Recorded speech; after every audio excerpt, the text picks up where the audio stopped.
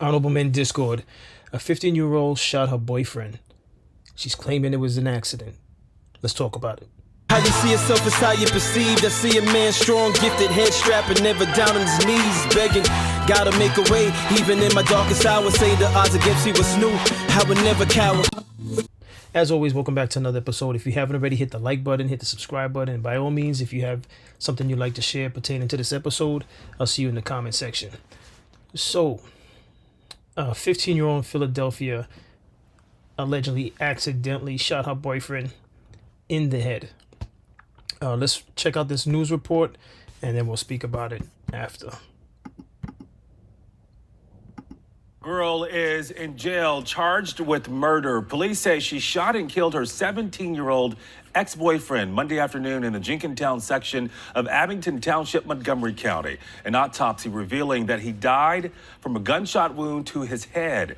Investigators say that 15-year-old suspect says the shooting was an accident. Action News reporter Leland Pinder live for us at the Abington Police Department with an update on this investigation. Leland, what are you learning about this shooting?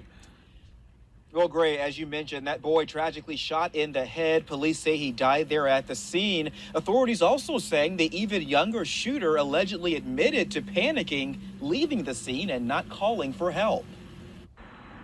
It was a typical Monday afternoon in Jenkintown until 14-year-old Kyrie Grimes Jr. spotted police cars outside his building and called a friend. He heard shots in the building, and then people were screaming. Police say 15-year-old Precious Hamilton of Crumlin is now in custody, accused of shooting and killing her 17-year-old ex-boyfriend, Basim Baker, inside his home on Old York Road. It's definitely like something that you wouldn't expect in this area. Officers responded to the home shortly after 5 p.m. where they found Baker unresponsive. Prosecutors say his mother discovered him dead on the bedroom floor. In the criminal complaint, Baker's mother told investigators Hamilton had been at the home all weekend. Baker left the two to run errands around 2:40 on Monday and returned around 4:30, discovering her son around 5. Police say they obtained video showing Hamilton leaving the building by herself just before 3:30. The complaint states Hamilton picked up the firearm in a rapid fashion to pack her belongings and was surprised when the revolver discharged, striking Baker instantly. Detectives also found this photo of Hamilton holding a gun from a previous day on Baker's iPad. I feel as that kids shouldn't be near weapons. Police say they have not recovered the gun, but say that Hamilton admitted to stealing it from an acquaintance 2 months ago. Parents should be watching their children a little bit more closely. Now, Precious Hamilton, just 15 years old, is being charged as an adult. She faces third-degree murder, involuntary manslaughter, and several other charges tonight. We're live here in Abington Township. Leland Pinder for Action News at 10 on PHL 17. Shari. So many questions. All right, so first, the mother said she was there all weekend. That's a no-no. She's 15 years old. Excuse me, it's October, so you already know cold season. I don't have a cold though. So the first problem that I have is she's 15 and the mother said she was spending the weekend. That's a no-no. Or she was there the whole weekend. So I can only assume the whole weekend meant that she spent the night. And if so, that's a no-no. Okay? If she went home and came back all weekend, that's fine. But I think it's safe to say she probably spent the night. That's a no-no. Now, could this have happened regardless if she spent the night? Yes, it could have. So, but it's still a problem. I call bad parenting. I'm going to call it right now. Bad parenting. A 15-year-old shouldn't be sleeping over the house. Okay? Furthermore, she's saying it was an accident and it's involving a revolver. Correct me if I'm wrong. Revolvers are harder to set off than an automatic. All right, automatics, you can, it's easier. A revolver is much harder. You got to really put effort into it, if I'm not mistaken. Another thing is, why was the revolver loaded? Okay, why was the revolver loaded? Why did you steal a revolver? What's going on in your life that you need a revolver, that you need a firearm, period? What is going on in your life, Precious Hamilton, that you needed a firearm? Okay? You just literally threw your life away. Okay? If this was an accident, it's unfortunate that the 17-year-old man had to lose his life. If this wasn't an accident, there's a lot of explaining you need to do, Precious. Precious Hamilton, you have a lot of explaining to do. Again, why did you feel the need to steal a weapon? Why did you need a weapon? Who are you protecting yourself from? Okay, who are your parents, Precious Hamilton, that would allow a 15-year-old to stay over someone's house for the weekend? And I don't care how nice the mother is. I don't care how nice the son may have been at 17 years old. If Precious was my daughter, she's not staying over no one's house for the weekend. Absolutely not. This is a case of bad parenting. We got to start there first. If you disagree with me, I'll see you in the comment section. Just keep it respectful.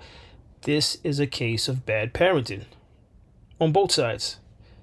Precious family, whoever she stays with, because I don't know who she stays with, I could only assume, and this is an assumption obviously, it's some type of broken home. Because I don't know what parents that actually carry old traditions and rules, or even have rules of discipline, would let their 15-year-old daughter spend the night over a boyfriend's house. Because I'm going to tell you one thing, and this is why I call bad parenting. Because even the 17-year-old, let's give it an example. If the 17-year-old was my son, would I allow him to have a girlfriend? I'm going to be honest. If he was dating a girl and going to the movies, I would allow that. Could she come over the house under my supervision? Yes. You guys have to be in the living room. There is no going to the bedroom. Okay, those are the old school rules. I don't know if those rules even apply in 2025. I don't know what people are doing in their household. But no, you're not going to the bedroom with your girlfriend. You can watch Netflix in the living room where I can see you. Okay? And then when the Netflix is finished, she could excuse herself. You could walk her to the door, or walk her home, or however you put her in an Uber. That's even better. But she's not spending the night. Okay? And as a parent, you're supposed to investigate the other parents. I'm sorry. And I know people can give their best representation over the phone and sometimes in person, and they could be a complete demon behind closed doors. Excuse me. I know that's also a possibility. So could you actually vet somebody entirely? Not always. All right.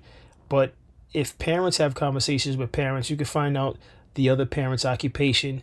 You could find out a little bit about themselves, and then you could feel out what type of child they probably have based on their lifestyle.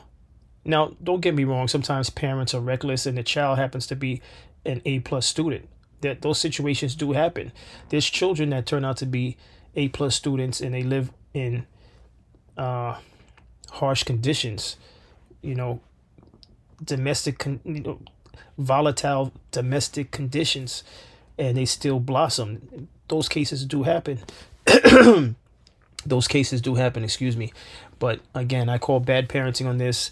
This should have never happened. But this is not to say, again, even if she wasn't spending the weekend, this is not to say this couldn't have happened, because we don't know what happened when the mother went to make errands, right? We don't know if they had an argument or something like that.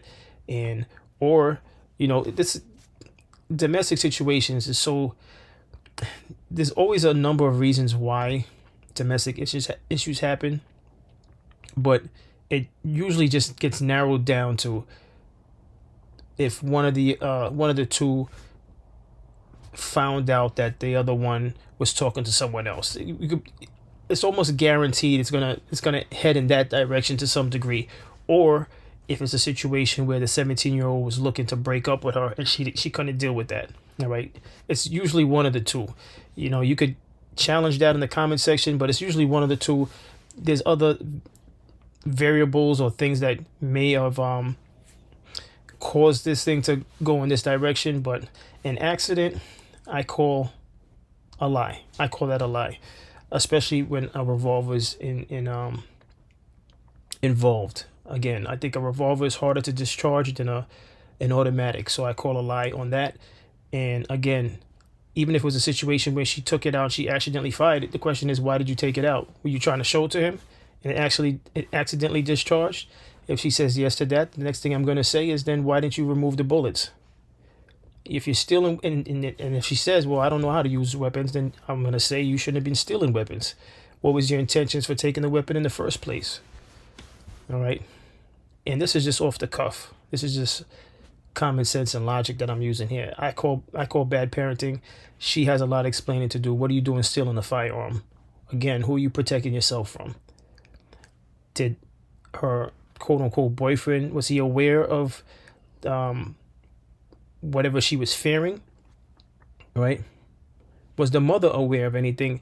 Was the boy's mother aware of anything she was fearing? Was her parents aware of anything she was fearing? Why did she feel the need at 15 to steal someone's firearm? And then another thing, whose firearm is it? Who did you steal it from?